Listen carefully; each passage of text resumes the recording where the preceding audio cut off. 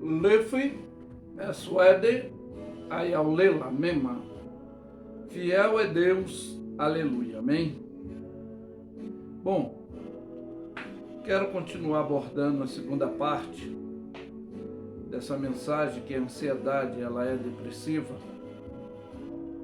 e quero com finalidade ensinar e dentro dessa orientação espiritual, mas o porquê a ansiedade ela é depressiva. Estaremos lendo aqui o Evangelho segundo São Mateus, né? Capítulo 6, que diz: por isso vos digo, não andeis cuidadosos quanto à vossa vida, pelo que haveis de comer, pelo que haveis de beber, nem quanto o vosso corpo, pelo que haveis de vestir. Não é a vida mais do que o mantimento, e o corpo mais do que a vestimenta. Não andeis, pois, inquieto, dizendo: o que comeremos, ou o que beberemos, ou o que vestiremos? É a falta da necessidade preocupativa, né? Porque todas essas coisas o gentio procuram, de certo que o vosso Pai Celestial sabe bem o que necessitais de todas essas coisas. Buscai em primeiro lugar o reino de Deus e a sua justiça, e todas essas coisas vos serão acrescentadas. Não vos inquieteis pelo dia de amanhã, basta cada dia o seu mal, ele cuida de si. Então, é dentro dessa base que eu quero abordar esse assunto, para que ficamos bem esclarecidos no entendimento. Por que que a ansiedade ela se torna depressiva? É devido à necessidade que, por ela demorar, que é o que o profeta Isaías diz, que o nosso pensamento não coadunam com os de Deus, o nosso caminho não vai se igualar. Só quando estamos preparados para ele chegar ao objetivo dele em nossas vidas. Mas, devido a essa ansiedade preocupativa, da necessidade e não acontecer, ela passa a virar prioritária. E não acontecendo no nosso tempo, no nosso jeito, no nosso agir, ela também vira emergencial. E é por isso que eu vou continuar orientando essa segunda parte dessa ansiedade depressiva e vou ensinar dentro dessa orientação espiritual, oferecendo a relutância para a sua observância intelectual, racional, e deixar a excessividade, tá, desestabilizadora psicologicamente, e aprender a lidar com o equilíbrio emocional desta orientação bíblica, que é gerenciadora, disciplinar, né, para termos a vigilância do corpo, da mente, a estrutura, e aí sim teremos a docialidade, que é essa habilidade que eu posso falar do primeiro passo, não anteciparmos, que são as dúvidas preocupativas do amanhã. É o que nós lemos, o que ficou registrado aqui. Não andais inquieto, dizendo o que comeremos ou o que beberemos, com que nos vestiremos, né? Então, o que diz a palavra de Deus: não vos inquieteis pelo dia de amanhã, porque o dia de amanhã cuidará de si mesmo, e basta cada dia o seu mal. Então, essa estrutura psicológica que nós temos que estar nessa estabilidade. Como o segundo passo é aprender, estar nessa estabilidade, desta confiança, dentro de nossas aflições preocupativas, conforme já falei.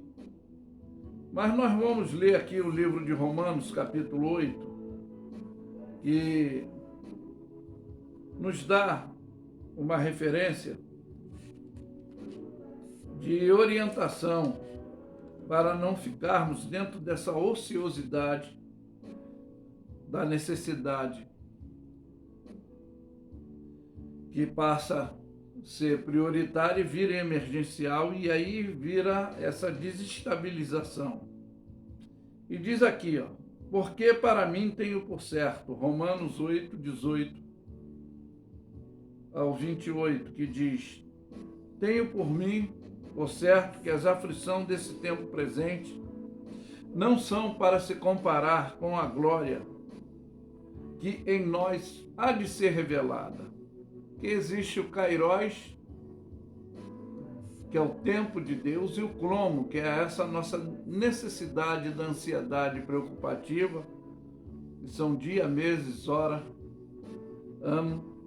Mas o tempo de Deus, a determinação de Deus, é como Pedro diz, que um dia para o Senhor é como 1000 anos é como um dia. Então nós não vamos conseguir coadunarmos dentro dessa equilibração emocional se não tiver nesse doutrinamento do Espírito de Deus em nossas vidas, para não agirmos desta forma.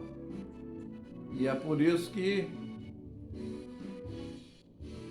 eu tenho por mim por certo que as aflições desse tempo presente não vão se comparar com a glória que em nós há de ser revelada, porque a ardente expectação da criatura espera a manifestação dos filhos de Deus, ou seja, a obediência dentro desse padrão, né? Porque a criação ficou sujeita à vaidade, não por sua vontade, mas por causa do que lhe assujeitou, o mal, né? Eu posso exemplificar assim. E aí, na esperança de que também a mesma criatura será liberta da servidão da corrupção para a liberdade da glória dos filhos de Deus. Essa vida de obediência que nós aprendemos a gerenciar, né? Porque sabemos que toda criatura geme, está juntamente com dores de parto até agora. Significa angústia, né? Dessa necessidade preocupativa. Mas diz que ela não só nós que temos a primícia do Espírito de Deus, também gememos, e nós esperamos a doação, a saber, essa redenção do nosso corpo, que é a confiança, porque em esperança nós somos salvos, vamos ter a solução, né? E a esperança que se vê, não se espera, porque se alguém vê, como espera? Então, a esperança é essa estabilidade da fé, do firme fundamento das coisas que não se vê, a certeza, a convicção daquilo que aguardamos, né?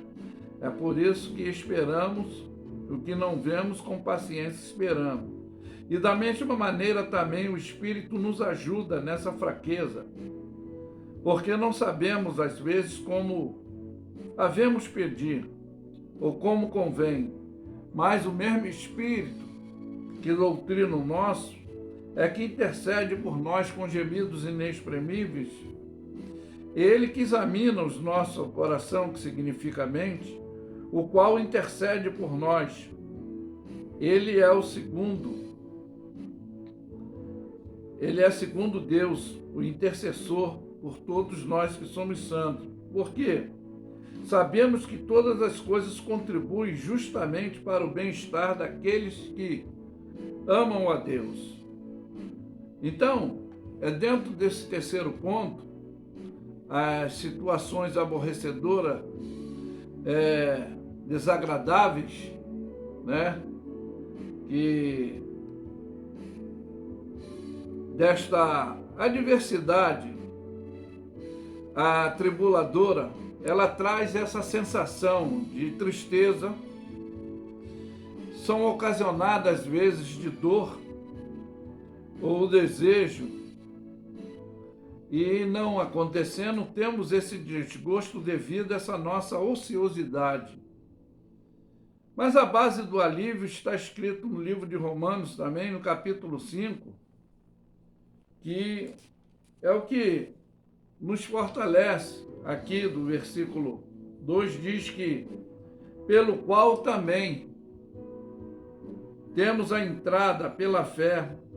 Esta é a graça a qual estamos firmes e nos gloriamos na esperança da glória de Deus, não dos homens, né? E não somente isso, mas também nos gloriamos, ou seja, estabilidade, né? Nas tribulações, sabendo que a tribulação produz paciência, a paciência, experiência, a experiência, a esperança, que é o elfo. No grego significa seguir em frente. E a esperança não traz confusão, porquanto o amor de Deus está derramado em nossos corações pelo Espírito Santo que nos foi dado. Então, é aí que está essa estabilidade que podemos ter agora com esse quarto ponto, que é o fortalecimento psicológico da estrutura emocional e espiritual. É o que foi dito, conforme nós lemos lá: buscar em primeiro lugar o reino do céu e a sua justiça, e as demais coisas vos serão acrescentadas, né? E esse é o nosso dever da obediência, porque as bênçãos do Senhor, para você entender, são as que enriquecem, não acrescentam dor. Porque são dentro desse equilíbrio emocional que nós ficamos estruturados. Mas nós vamos ler aqui 2 Coríntios 4, e você vai entender também, dentro dessa questão, que na realidade, o que está bem descrito aqui no versículo 17 e 18, porque a nossa leve e momentânea tribulação produz para nós um peso eterno de glória muito excelente, e não atentando nós nas coisas que se veem. É o que eu falei, a esperança são coisas que não vemos, mas com confiança aguardamos, né? Não atentando nós para as coisas que se veem, mas as coisas que não se veem, que é a fé, que é o firme fundamento daquilo que não se vê e a convicção daquilo que estará acontecendo, né? Porque as coisas que se veem são temporais e as que não se vê são eternas. É nesse campo estrutural, desse quinto ponto, é quando estamos curados psicologicamente, e essa maturidade de estar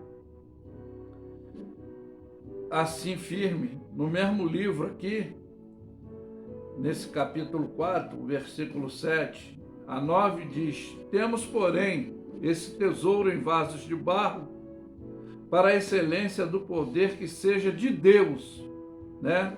Não de nós. Em tudo somos atribulados, mas não angustiado, perplexo, mas não desanimado, perseguido, mas não desamparado, abatidos dentro dessa ansiedade, mas não destruído.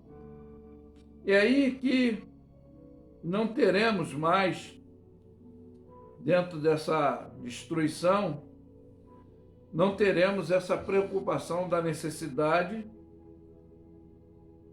que são coisas necessárias, que por não acontecerem virem prioritária, e aí dentro da ansiedade mais preocupativa, emergencialmente, ela desestabiliza. Mas quando a gente tem essa confiabilidade no Senhor, a gente fica estruturado.